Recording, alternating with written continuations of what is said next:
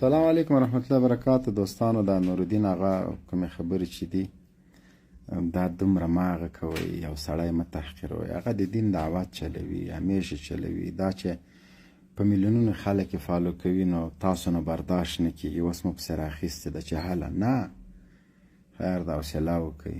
د دین دروازې، د جنت دروازې، د عفو دروازې د چا په مخ مه تړئ. تاسو پوهېږئ چې تاسو د هرې ویډیو نه د هر هغه نه به هغه ته څومره تکلیف رسېږي. پرېږدئ، هغه دین خوروي، خلکو ته دعوت چلوي، په ډېره ښه طریقه یې چلوي.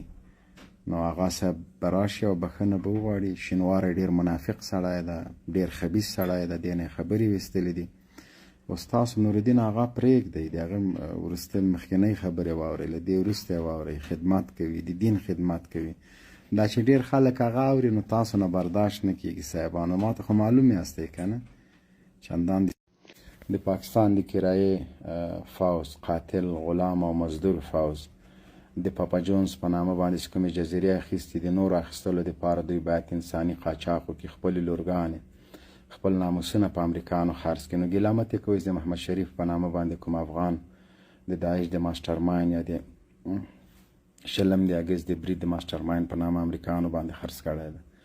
هغوی خپل خلک، خپل ولس خرڅوي، افغانان خو پرېږده. خو د دغه کینسر د دانې د ختمولو دپاره د ټول پاکستان ملت د فوز په خلاف بغاوت وکړي. ټیکس دې نه ورکوي، مالیه دې نه ورکوي،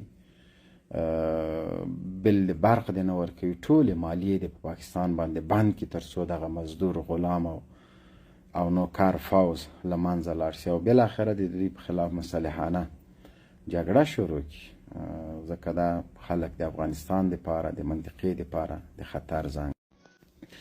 پاکستان خپل د بې ناموسۍ، بېعزتۍ او انساني قاچاق لپاره بیا مټې بډ وهلي دي او د محمد شریف په نامه یو افغان هغه یې امریکایانو باندې د $100 په خاطر خرڅ کړل. پاکستان په دغه تجارت کې نوم لري. خپله لور عافیه صدیقي د $50,000 په بدل کې په امریکایانو خرڅه کړې او خپل په لکونه پاکستانیان د امریکایانو دپاره وژلي دي. د امریکا د ګټو په خاطر باندې باجوړ، سوات، تیر، تیمرګره، وزیرستان، سند، پنجاب، بلوچستان ټولې ځپلي دي صرف د $100 په خاطر. ځکه د پاپا جونز په نامه جزیرې چې دي د هغه د اخیستلو دپاره، د هغه د کیش ورکولو دپاره نورو پیسو ته ضرورت لري.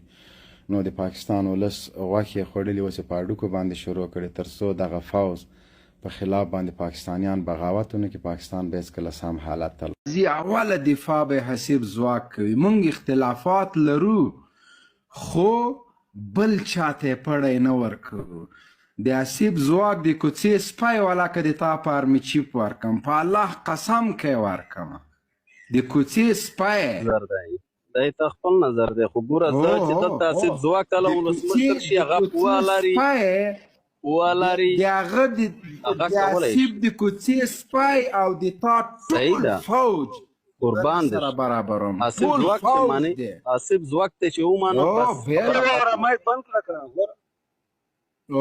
هغه خو څه کوي چې منمې چې د حسیب ځواک د کوڅې سپی د پاکستان په ټول فوج نه ورکوم. بس معنی دا زما مشکل دغه حسیب ځواک ما درته ویلې چې هغه خو منم د کوڅې سپی د پاکستان په ټول فوج نه ورکوم. ملوالي به منې انشاءالله، پتا به ملوالي منم د وخت کې. هغه د کور ته بوزه، هغه د کور ته ته یې کور ته بوزه.